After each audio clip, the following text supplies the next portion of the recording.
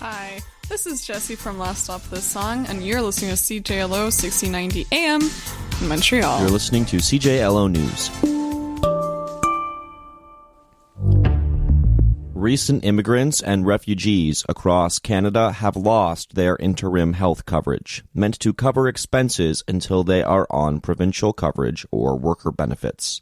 This comes with changes to Canada's interim federal health program, which provided temporary health coverage to refugees and asylum seekers.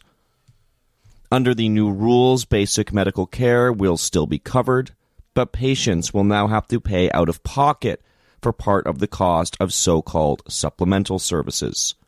These services include prescription drugs, dental care, vision care, and mental health services. In many cases, refugees will be asked to pay a portion of those costs directly to providers. The federal government says the change introduces a cost-sharing model. Critics argue it creates new financial barriers for people already facing economic hardship. Here in NDG, the community program Head in Hands, which helps connect youth to needed services, including health services, say many of their immigrant clients are preparing to lose coverage. Here is the Head and Hands Executive Director, Andy Vicente. What we're seeing already, but what we'll see more of is just a delay in care, untreated conditions becoming urgent, and more of a reliance on already stretched community clinics like ours. Vicente says for newcomer families in the area, the ending of this coverage could lead to some delaying or avoiding care, potentially worsening health outcomes and increasing pressure on emergency rooms and provincial health systems. Folks already face barriers like stigma, lack of accurate information and fear, and especially since if they've already had negative experiences with institutions. So adding a particular cost barrier reinforces the idea that care isn't for them or that it's risky to seek it, Youth are generally more likely to delay care, especially for mental health, sexual health, or, anything they already feel pretty uncertain about. The program was designed to assist refugees and immigrants in the interim between arriving with no coverage and getting on provincial coverage or workers' benefits. That aspect of the program has been cut as of May 1st. For CJLO News and the Local Journalism Initiative, I'm Adam Innes. Hey, how's it going? This is CJLO 1690 AM. This is the Fluid Mosaic. My name is Carter Kane, and today I'm with December. How you doing, man? Very, very good. How are you? I'm doing good. So, you are an artist, correct? Yeah. And you make music, you do all that. You dropped a EP, was it this year or last year? It was last year, right? Yeah, about a year ago. Yeah, okay, about a year ago. And you're working on new stuff. We're going to play some potentially some unreleased music today. Yes, sir. We're going to get into that very shortly. But overall, how you feeling, man? I'm feeling good. Definitely a bit nervous. Yeah, for sure. But it's going to be really cool because I'm always a bit cryptic with how I present myself, especially on social media and whatnot. Yeah, fair. And so to get the chance to really talk about the music is really nice. Awesome. Love that. All right, so we're gonna start off with some of your music. We got Loop Build, right? Yeah, like the file names are kind of just whatever I called them in the moment. You know? Yeah. Some of these are not released on Spotify, what have you, right? Yeah. So so this Loop Build, and then we're gonna play Subwoofer Lullaby. Yeah, that's a C418 track. Yeah, exactly. So you want to talk about the song before? You want to play it and talk? Or how you want to do it? The loop build thing is just something I made. It was going to go on the album at some point, but it's probably not going to be in the end. It's just like I think it kind of gets people immersed in my kind of sound. It has the synths, the auto harp, different stuff going on.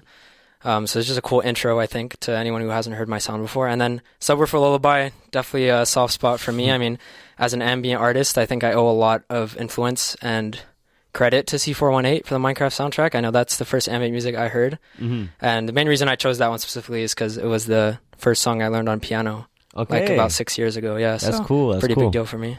Awesome. I love that. Okay, that's cool. So here is Loop Build by December, followed by Subwoofer Lullaby by C418. All right, enjoy. Oh, All right, enjoy now.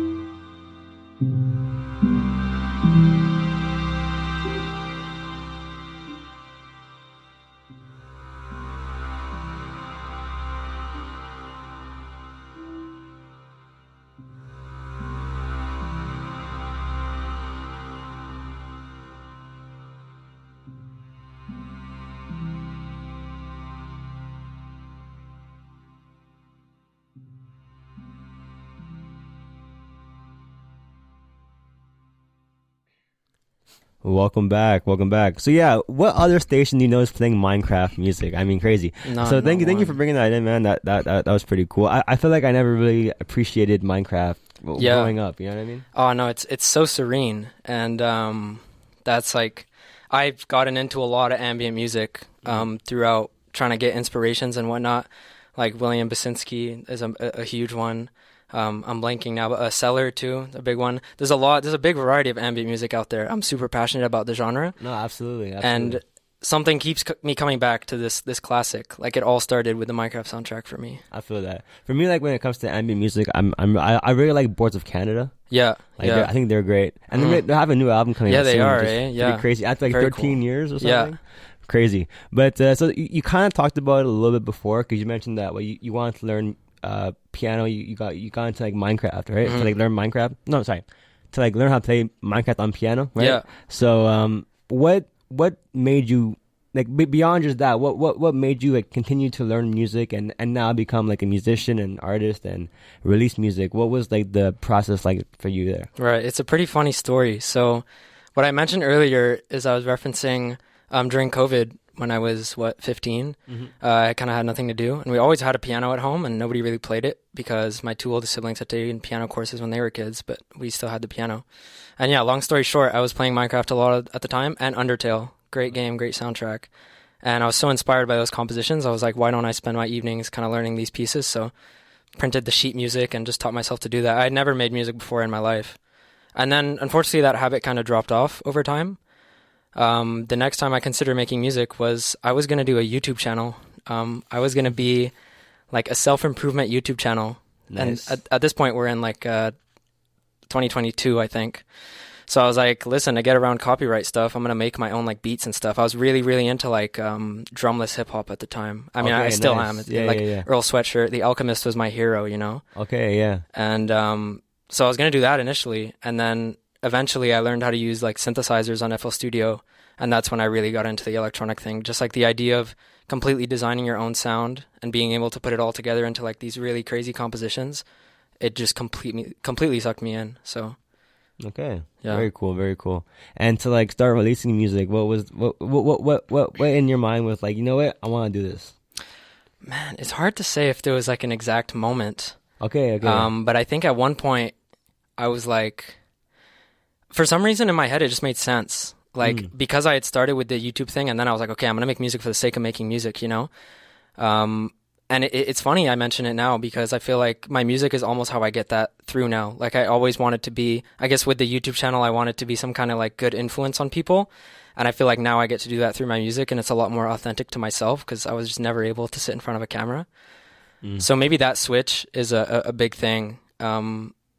And I mean, I still kind of struggle with it, honestly, especially because I'm the only one interacting with my music most of the time.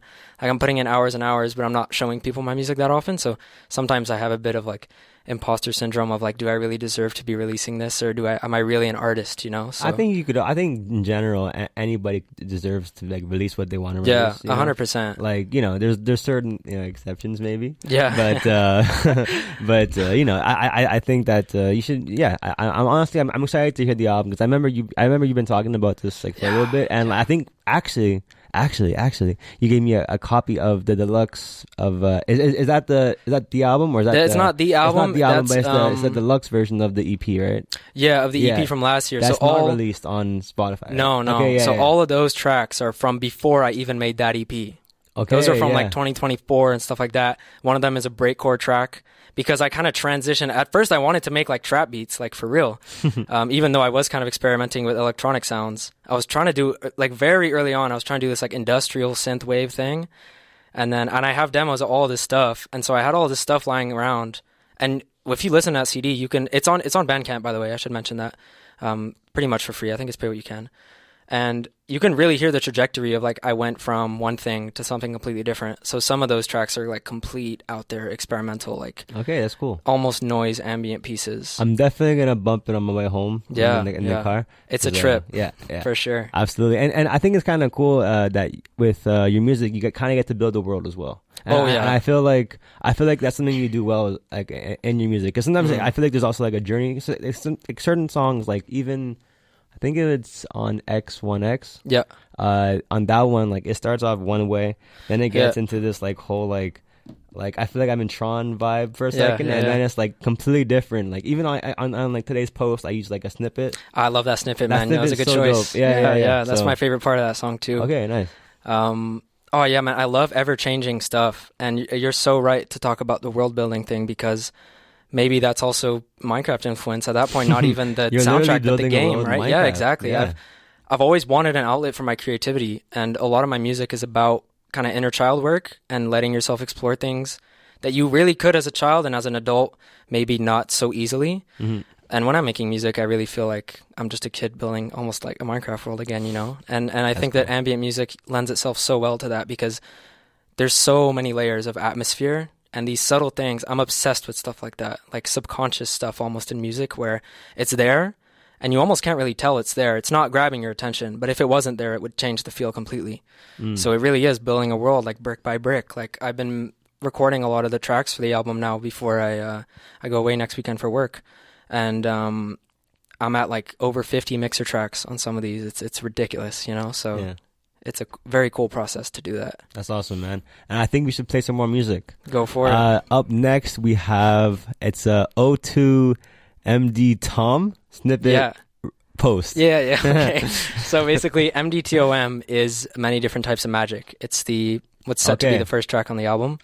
And this is just like a Lucy I'd recorded a year ago now. I really like the sound of it. It kind of shows some piano progress and the blending of piano and like electronic elements. So hell yeah. And then there's Artifact by Neat Beats. Oh man, that one really is really gonna put you in a state. That song is so important to me. Neat Beats is an artist like mainly trip hop, like instrumental hip hop mixed with trip hop. Got you. Very like psychedelic sounding. I discovered his music when I was doing homework when I was like 15, 16. Just completely organically. Usually I discover artists through other people or through the internet.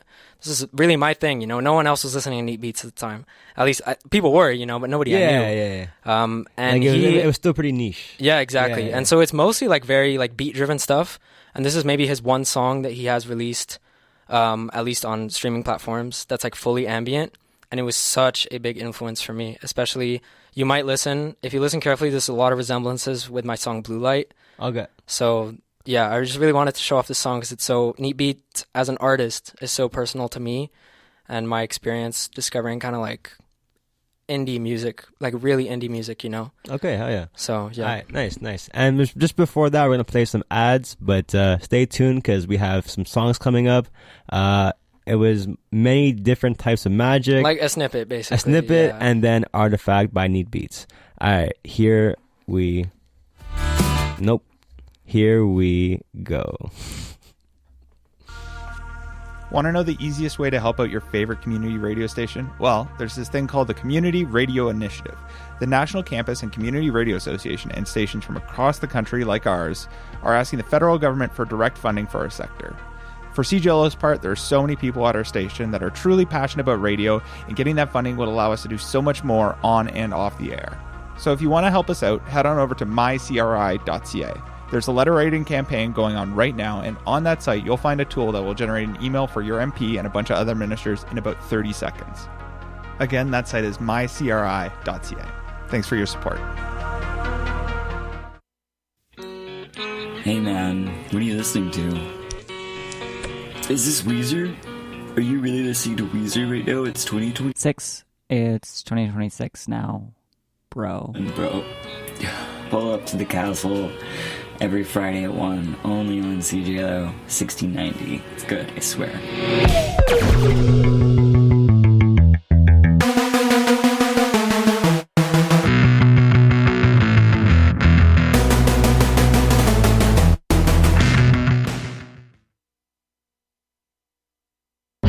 Chaperone, and you're listening to CJLO 1690 AM. My mama said nothing good happens when it's late and you're dancing alone.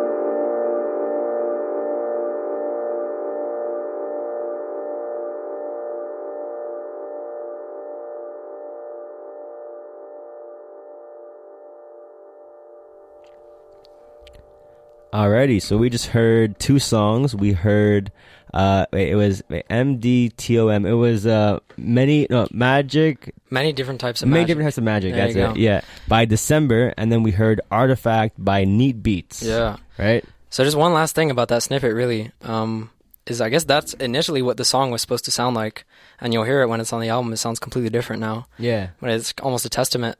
I'm thinking about it now, like almost a testament to my progress, because that was a year ago. I was already trying to record the tracks, Yeah. I've been really just working at it for ages now. That's But cool, man. still a good demo.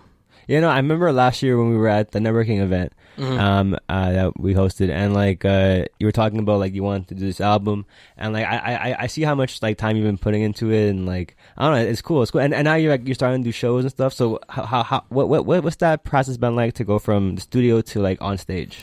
Right, it's a good question.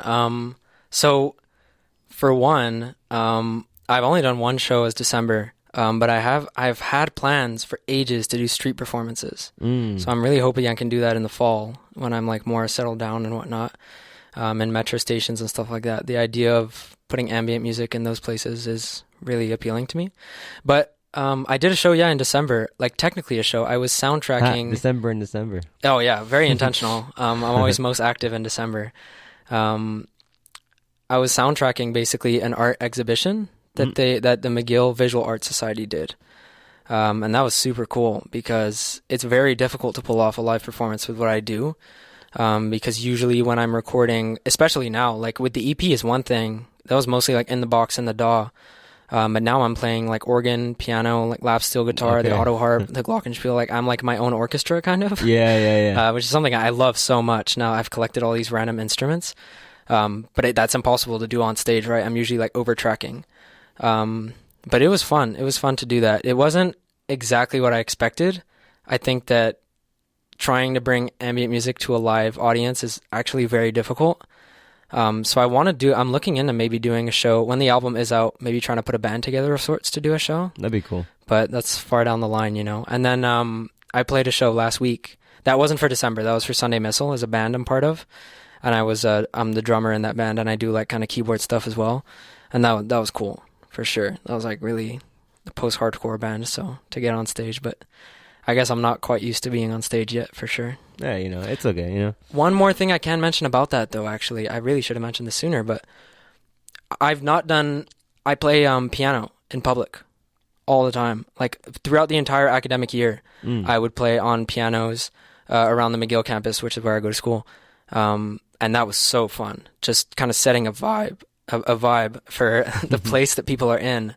I got really good at improvising on piano, and I did release something 2 weeks ago, a recorded version of some of the things I was working on those pianos. So I've liked doing that a lot. So anything I think that kind of implements into people's daily life. It's not like a full live performance, but that I've really loved doing. And yeah, like you said, it allows me to kind of take myself out of my room and be perceived in a way. No, for sure. So like, and do you think that like, especially with ambient music, that it has that particular effect, or it can have that effect, or is that just like something that you try to do regardless? Yeah. What effect exactly are you talking about? You're mentioning that like with ambient music, you say it puts people in a space. You're saying that like on the metro, you like for that to like, well, not on the metro, but like, in the stations, it would be cool. Yeah. It would be cool, or even at like on campus, like how like you like to set a vibe. Yeah. Like do you think that like with ambient music that it does have that, it has that effect more than in some ways? 1,000%. I'm so passionate about ambient music, dude. And I'm super passionate about mental health too. Since I'm in psychology, I want to be a therapist one day. And that's just kind of what I found. There's nothing really that puts me. There's no music to me like ambient music. But then ambient music is just a label. It's just a genre, a term that we use, right? And I think that the way I would define it is kind of that, is like it's music that is centered almost more around your experience. I mean, all music is centered around your experience, right? And I don't want to say the music is this, music is that, because it's expansive, like so expansive. But the ambient music I enjoy, it puts, it does. It sets a vibe. It not controls, but it sets an atmosphere for your thoughts to kind of perform in and be in, and gives you more of like a feeling than anything to. It's very abstract to me. And so when I perform, like for example on the pianos, I like the thought of kind of challenging some inspiration, or maybe, someone might just be passing by or just studying, and this music could be provoking some very interesting thoughts, or just intrigue, right? Just putting them in something that sparks their curiosity or something like that. Yeah. So it's very as non-confrontational wouldn't fully be the word, because like a performance is not necessarily confrontational, but like you say, right? It's like an indirect way to get music to affect people in a way. Yeah, for sure. All right, let's play some more music, man. Yeah. Up next, we have, I believe it's Sun by Maria Gajraj. And then we have My Own Self-Contained Universe. Yeah. Which is a rough mix, right? Rough mix. Yeah. It sounds pretty mixed, to be fair. I just haven't, like, that you put that on a track to say, okay, this isn't official yet. Yeah, no, I feel you. So the Sun track is an organ piece played by Maria Gajraj. I've never met her before. Okay. I just like discovered her on Instagram, I think, through someone I knew. And she is, from what I know, an organ player based in Montreal, an organist. And I wanted to put that song in the playlist today to kind of give credit to the avant-garde and classical influences that I have. I'm a big fan of Steve Reich, and I know that Maria Gajraj has played some of his pieces before, and this track is just so beautiful. I love the organ. I'm so passionate about the organ. One day, hopefully, I'll take organ classes or something. So yeah, just so many reasons to enjoy that track. It's a good track. It's like ambient avant-garde. It's local, like from McGill, stuff like that, Yeah. You're saying she's like, she's at McGill. She's doing her. Yeah, she just finished her thesis, I think. Yeah, exactly. Yeah. So that's great. And My Own Self-Contained Universe. So this track is on the album. This is going to be the second track, hopefully. I mean, yeah, it should be. There's so much I could say about it. The idea, the kind of concept of My Own Self-Contained Universe is that it's almost like spending time alone with yourself. It's very introspective. It's about, I like to think of every person as their own self-contained universe, because there's so many things you know about yourself that nobody else knows. And so many things that for you are connected that no one would ever know about you, and it's kind of like the most profound form of self-love in that way. My Own Self-Contained Universe is kind of the concept that wraps the whole album, because the album is, I would say, a concept album. I don't really know what that means, but it's a concept album. The concept, the inspiration for the album is about identity, especially in the face of death, which is where I get the name of December from. But I won't go too deep into that. Yeah. But yeah, so this track is I'm really, really proud of it. It really motivated me to keep working on the album.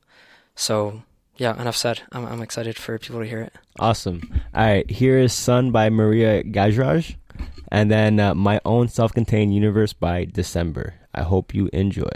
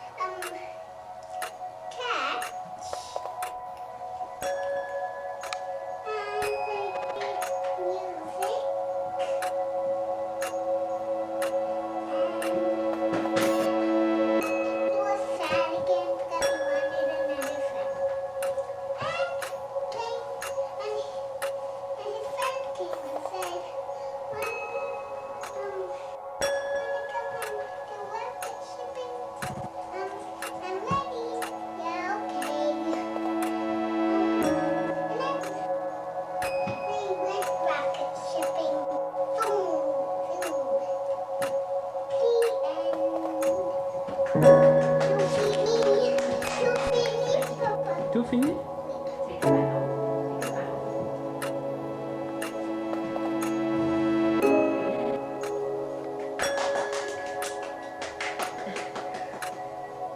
Belle histoire, hein? Oui. Mais c'était l'histoire de quoi? Parce que j'ai pas tout compris, moi.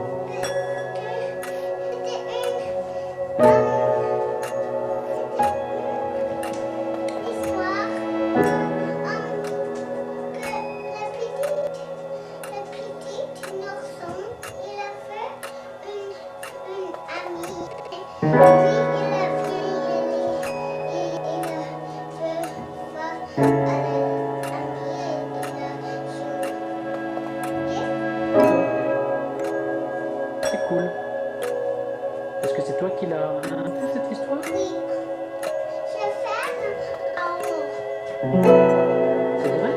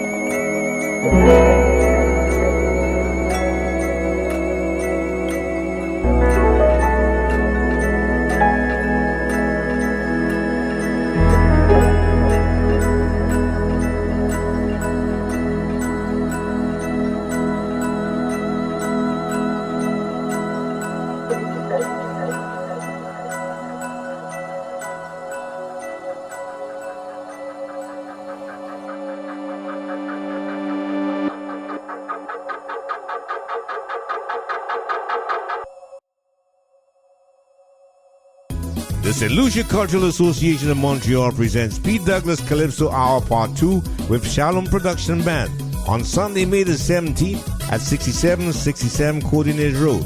Showtime 6 p.m. The doors will open at 2 p.m. for those wishing to come and get a free blood pressure reading. Admission $50. Dr. Lenny Aladdin will be there to address health awareness. Food and drinks will be on sale. For information, call Pete Douglas 438-885-6108 or visit the St. Lucia Cultural Association Facebook page. This is a CJLO Radio co-production. Do we have to listen to country the whole drive? I'm sorry, do you know what day it is today? Ugh, fine. Haven't you heard? Twang City's on every Monday from noon to 1 p.m., playing your favorite twangy tunes on CJLO 1690 AM. And anyway, I can play what I want because in my car, I am the driver.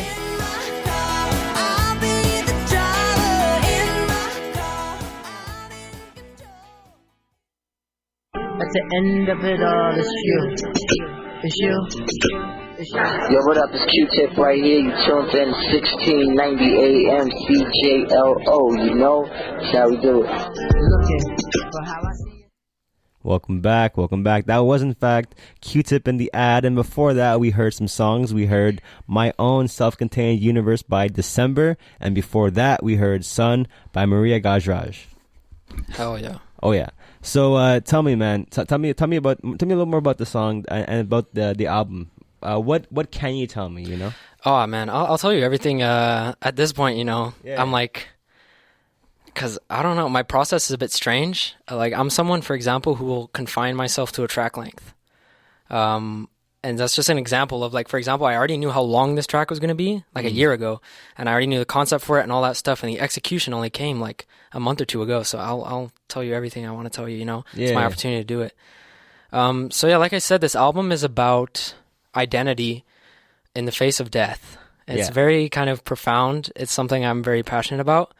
The idea of the December project, or at least of this album, but the album is called Ember December, by the way. Ember December? It's Ember, comma, December, and then 3 dots.